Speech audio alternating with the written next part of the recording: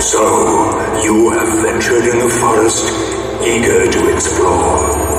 And now the winding fairy path shall guide you to my door. This magic moss and shrubbery, 3 decades in the making, are ready and set, fully charged to get your fandom quaking. So, fly, fools, come hither to discover, meet and play. Your hero is approaching, just mere seconds away. Ladies and gentlemen, please welcome Daniel Gillies.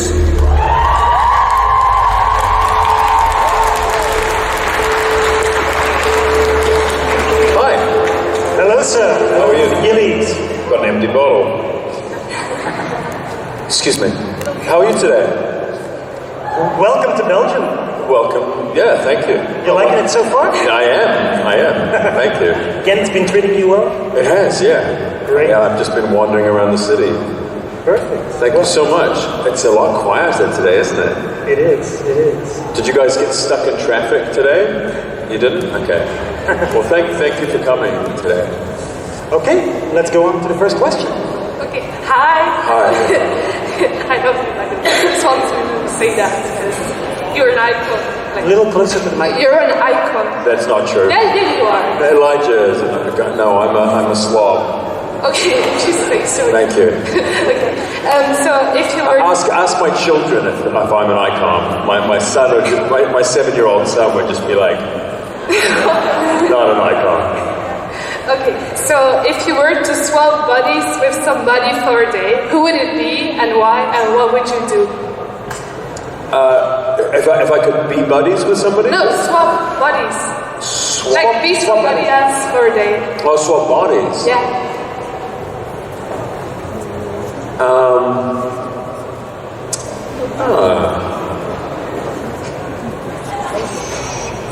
This is a good one. I'm trying to think who could I swap bodies with. I don't know. I feel like I'd like to swap bodies with Will Ferrell's wife. I think Will Ferrell is amazing. Not to make love to Will Ferrell, but just so that I could be around Will Ferrell and listen to him make jokes all day. Okay, I get it. Yeah. It's funny, so. Maybe one of his children. It's weird that I become his wife. Maybe one of his children. Or one of his friends. Okay, thank you. Hi. Hi, good morning. How are you doing? I'm sleepy. If I'm honest, I made the mistake last night of coming back to the hotel. Excuse me. I thought, well, I'm not even tired, and I don't remember lying down on my bed, the jet lag, and I just fell asleep. So my body clock is weird. So forgive me. Oh, no problem. So my question is, what was like your best backstage moment with your fellow actors with the Vampire Diaries and the originals? My best backstage moment was probably when I got the call saying that my daughter was being born.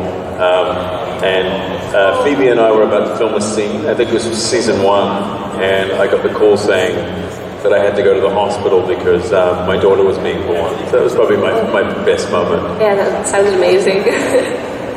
Thank you. Thank you.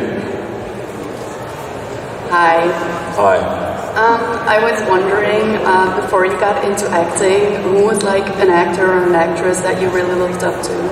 Marlon Brando. Yeah, I just thought the variety of his, I'm not, a lot of actors will say that, unfortunately, but there's a reason why he's comes with such gravity and reputation, is because the variety of his work was so interesting, and I felt like he was such a poetic storyteller. I also love Anthony Hopkins, and I just loved anybody who sort of brought something very interesting to the work. You're asking me what actors I like as I was growing up, right? Yeah. Those really, Marlon Brando. Who else did I love? As I've gotten older, there's far more actors that I love, and a lot of them are my age. And, but Brando was really the one. Yeah. Thank you very much. Thank you very much. Hi. Hi. Your castmate Nate does I wouldn't say really amazing Elijah impression because I would actually say it's a very poor Elijah impression. Exactly. And here's what I resent about the impression. Because there's two things I resent about the impression. One is that if you're going to do an impression, it ought to be good. Two, if you do an impression, you must say that it's because he's doing an impression of Elijah. But whenever he says he's doing an impression, he says, this is Daniel Gillies acting. And I'm like, he's recently seen other works of mine, and I think now he knows that that's just what I was doing for Elijah, but I think that's how he thought I acted, like for all my characters. But yes, are you going to, the third thing I'm going to say is, if you're about to ask me to do an impression of him, is that what you're about to ask? Yeah, I was about to ask if you're going to do an impression of him doing an impression of you. No, I have too much dignity. But thank you for asking. All right, thank you. Thank you. Hi. Hi, if you were to dress up for Comic-Con, who would you dress up as?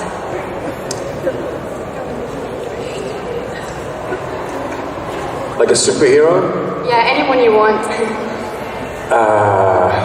Man.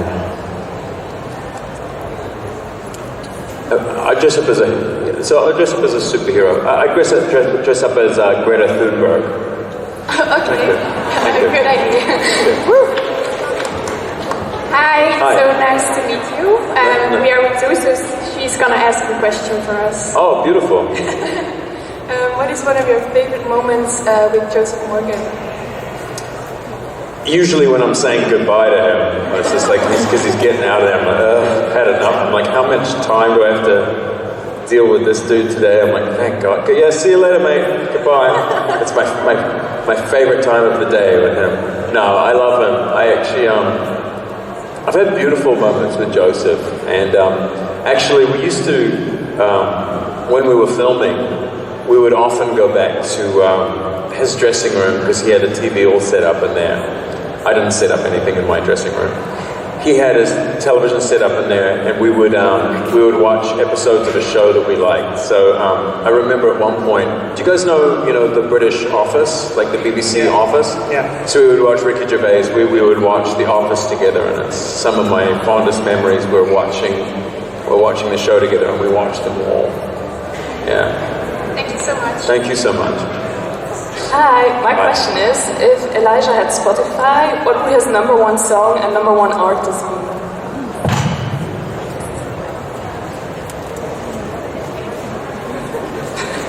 I don't know. Obviously, there's the obvious choices, like that he would like Vivaldi, and he would like, because he's lived for a long time. But it's kind of amusing to think of him liking Kanye or something, or liking Power, or that he likes 50 Cent, whatever, Jay-Z. I like him hip hop, or even just like I'd love it if he liked bad music, like if he likes Justin Timberlake, like bad music.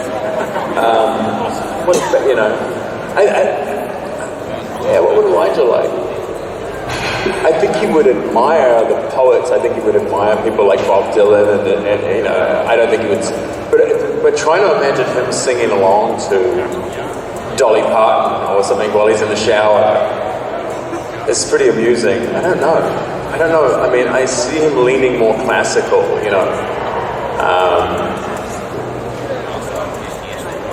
I gotta think about that. I gotta put a Spotify list together of Elijah's greatest hits. Yeah, you should. I will. Well, thank you for asking. Thank you. Hi, nice to meet you. Thank you. I would like to know, what was your favorite scene to shoot in the originals? So I get asked this every day, every single con I do, every time, and I never ever have an answer for this that I find satisfying. And I've made stuff up, and I don't really know that I had a favorite scene to shoot. I liked every day, and because I prepared very well. I'm someone who likes to really prepare before I do a scene, and So I liked every scene. I know that's a boring answer, but I always enjoyed myself. I was always having fun. I like being an actor, and I work very, very hard. So I felt prepared with all of them. So to say that I had a favorite would be to say that I didn't like others, right? And I like them all. Okay, thank you. Thank you. Hi. Hello, I've got 2 questions. Okay. In your personal life, what is a promise that you hope you'll never break?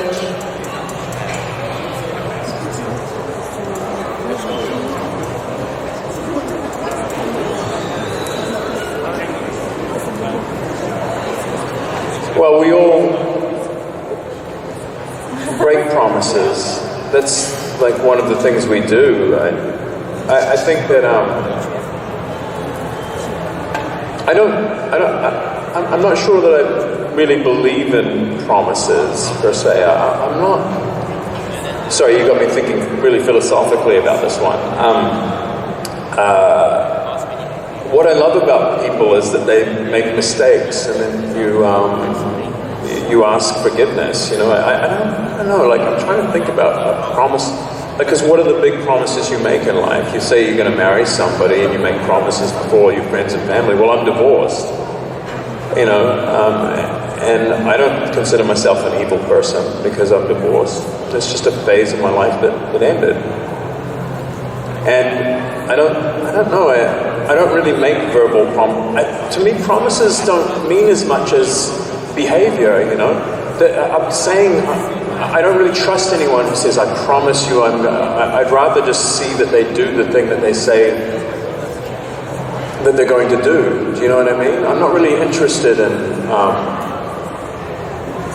It's romantic to say, I'll never. You know, I mean, obviously there's commitments I've made to my children that I mean. Like, I mean, you say, "I love you. I'm going to love you forever" to your children. You sort of can't help that. You know, that's an expression of something that already exists within you. But I don't really make promises to people, I guess is the short answer to that. Because I think it's what's beautiful about us is that we are constantly making mistakes and that we need to be forgiven for them. My second question is, what is your favorite line from one of your co-actors in the Vampire Diaries or the originals that you would like to have as your own line, and can you do it?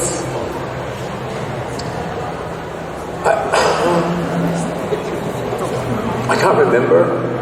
I wrote most of my own lines. Most of them. And I still can't remember them, which is probably why I've forgotten them.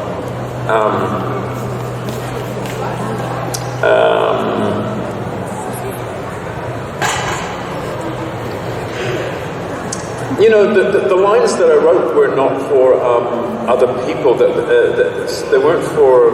They were for Elijah. They weren't for me. You know, and there was nothing in there that I would want.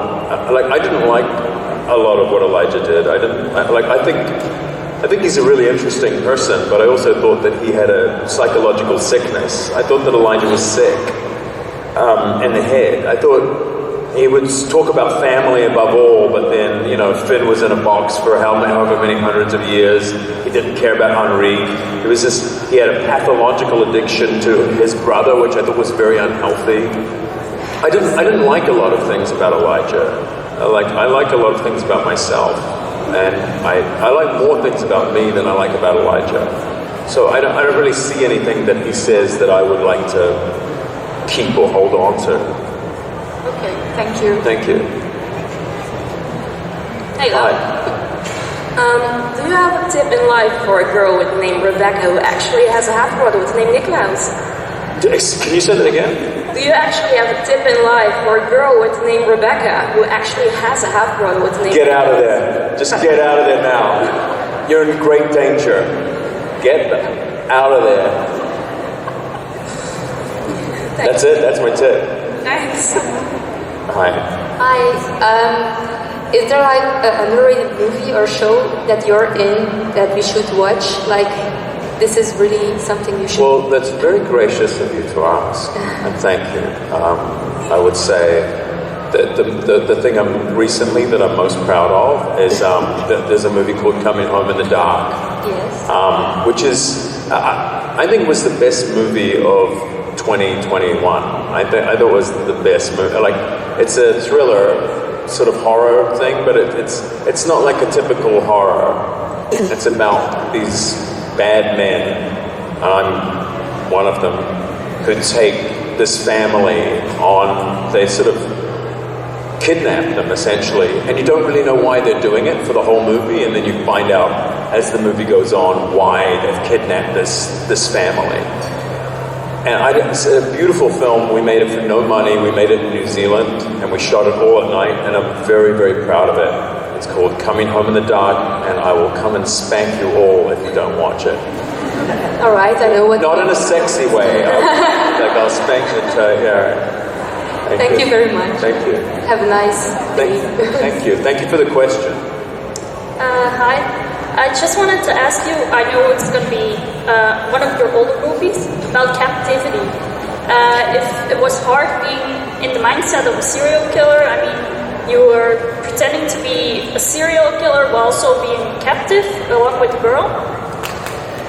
Yeah, that was a difficult experience. We shot that film in Russia, in Moscow actually.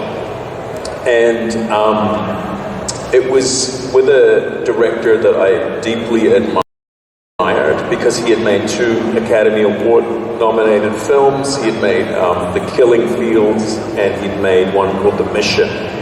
His name was Roland Joffe, and I admired him deeply. And it was my first time being the lead in an American film. Are you filming this? Yeah. Turn it off. All right. Because I was going to say some stuff.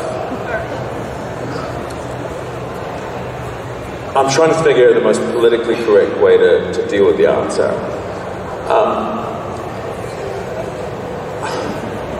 You know what, I'm going to say it the most polite way I know how. That movie, I'm actually grateful for that movie now, because that movie made me realize that I would never, ever, ever, ever question my own instincts again. I mean, I was eager to do that film, and I knew something was wrong with the way that it was that we were being led.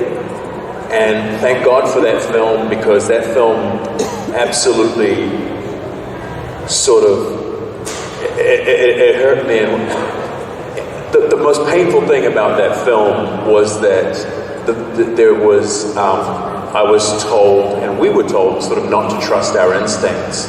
And it's the worst thing that you can do, I think, when you're working with artists. And unfortunately, that was the way that movie played out.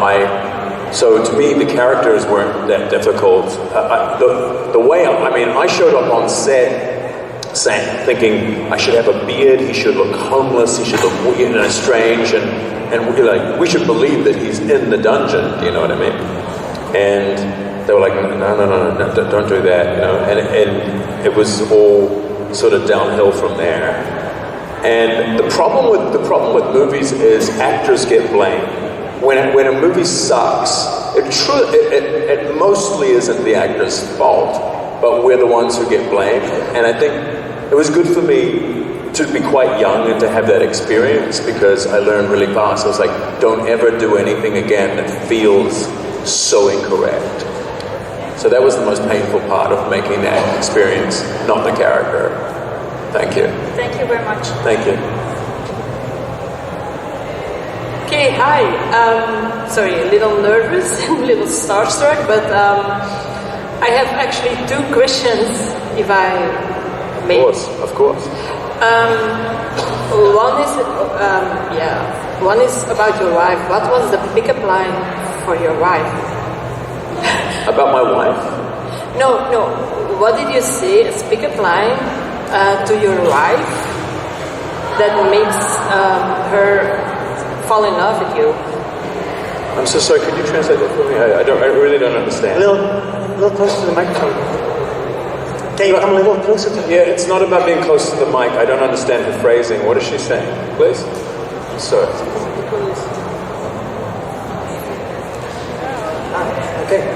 she just wanted to ask how you met your wife and what the first thing you said to her was, the pickup line. Oh, the pickup line. I'm so sorry. When I met my wife, I don't remember there being a pickup line. I love that there's this eerie sort of smoke in front of me as I'm making this art. It's like, this looks haunted. There was no pickup line. We met each other at a bar, and we haven't been married for 3 years now, correct? So yeah, we're divorced. So this is. But anyway, I met her at a bar, and she was with her best friend, and I was also with my best friend, and my best friend ended up marrying her best friend, and they had a child together, and I married Rachel. But we just had mutual friends, but there really wasn't an opening line or a pickup line. We just sort of gradually met. Okay, it's very funny. Thank you. No, thank you. Hi, Joanna. So sorry that stuck up with me again. You must be sick of me by now. No. By the way, I actually sound coming home in the dark multiple times. I'm safe. But this is a question from my mom, actually. She asked me yesterday evening. Sorry, darling, I can't hear you. It's a question my mom asked me yesterday evening. In the episode Ne me quitte pas, Elijah is playing the piano. Do you play the piano yourself or any other instrument? No, I mean, I used to sing when I was a child. That's how I got started in acting, really. It was because I started in musical theater. And when I was a boy, I was in choirs, and I sang all the time, and I sang in musical things. So I was a singer, and I can sort of read basic music, but not really. But my daughter plays the piano, and she's been playing for about 2 years. I actually just bought her a lovely little piano because she got to 2 years, and I was like, I'm going to get her a little piano. It's an electronic one, but it's nice. Also, my house can't fit a piano. But no, my daughter plays. My father played. I never played the piano. I just pretend to as Elijah. Thank you. I will tell my mother tonight. No, awesome. Hi. So you were in the Spider-Man movies with Tobey Maguire, and I was just wondering if you have like a favorite Marvel character or movie. Do you know, I watched those movies and I can't remember one single moment from any of them. The only one I remember, and it must be good because I remember it, is the first Iron Man. I thought that the first Iron Man was very good because I remember a lot of it. And I remember, I've watched all those Avengers movies. I couldn't tell you one single scene from one of them. Like my brain shits them out. Like it takes it, eats them, it's like McDonald's for the brain. It's crazy because to me, like when a movie's really, really good, so I love the movie RoboCop, the original one, from when I was a kid. And I remember watching it. I watched it when I was about 13, and I watched it maybe once, maybe twice. And I recently thought, I'm going to watch RoboCop again, and I put it on. And I could say every line that the actors were going to say before every scene. And it had been 30 years or something since I'd seen this movie, and I can still remember it. I can still remember so many scenes from RoboCop, like the original one. It's Paul Verhoeven, But I can't, this mist is so spooky. But I can't remember any of those movies. Although, did I like any of the other Marvel movies? No.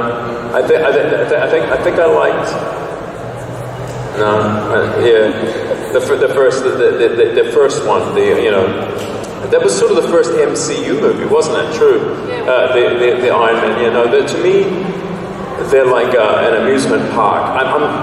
I guess it's just my taste. I like things that move the soul, that make you. I like questions, but in the MCU universe, everybody's immortal. Like, they can't get hurt. Do you know what I mean? And it's not very interesting to me if people can't get. If there's no real conflict when people are like gods. You know, that they move like gods. So, yeah. Thank you. Okay. Final question. Okay. Hi. I have two questions. My first question is, who played the most pranks on the other cast members and annoyed the other cast members? We're not really a very pranky bunch. We were just were having a very lovely time because we enjoyed each other so much. We loved each other so much. So it was very funny. We weren't like a Japanese comedy show. We were more like we were just enjoying each other. And my second question is, who is an actor you would like to work with? I answered this yesterday, but there's a couple. I actually met Mads Mikkelsen. I don't know how to pronounce his name. I met him in Louisiana, and before I said goodbye to him at one point, because we met each other, and he said, maybe we work together on a movie someday. And I was thinking, oh my God, I'd love that. I love Mads Mikkelsen. I also love Anthony Hopkins, but how old is he? He doesn't have much time. And I love Olivia Colman. I love the British actress Olivia Colman. Thank you. Thank you. Okay, guys, thanks. I got one final question. Yeah, of course. Yeah, someone asked me, how do you always look so good in fact? Bullshit. I don't. That's not. Ask a real question. No. This is a question I really got. Really? Yeah. Someone from FACTS himself, he asked me. That's no. Come on, ask me something else. Come on. So, something else right now on the spot? Go. Yeah, go. Okay. Dude, I have to do everything on the spot. So, say you are to remake your favorite movie of all time, something with Brando. What would you bring to the role? What would you do differently? Well, so I couldn't do anything better than what Brando. I don't know. There's some movies where he's kind of bad, actually, that I don't love him in. But so I'm not sure that I would approve anything that he would do. I'm trying to think if there's anything. I wish he could have had more time and energy. I wish movies could have been better around him. There's a movie called The Island of Dr. Moreau. Yeah, that's a great one. Which is really, really terrible. But he's even good in bad things. Yeah. He's never bad. He elevates the material. He always does. And I feel like that movie could have been really, I think if in the right hands with the right director now, with Marlon Brando, that movie could be really amazing. That I wish that they could do an attempt again with, maybe with somebody like, I don't know, who's the director who made Sicario? Denis Villeneuve. Yeah. Denis Villeneuve. Yeah. If they did it with him, that would be really interesting. Maybe it'd be too slow. I don't know. But I'd love to watch him, in that. If there were ever, it's funny, someone was saying to me the other day, they were asking me my favorite novel, and I was saying, my favorite novel is Cormac McCarthy's Blood Meridian. And there's a character at the center of it, which is one of the most amazing characters in literature, called the Judge. And really the only person that I can think of to be able to play the Judge is Marlon Brando. There's no living actor now who I think could actually play that. Because he has to have all this mystique and mystery and power about him, like Kurtz did in Apocalypse Now. And I feel like Brando's the only one who can do it. And I would love to see his version of the Judge, because he sort of is him in a weird way. Sure. Well, thanks for your insights. Okay, guys, put your hands together for Mr. Gillies.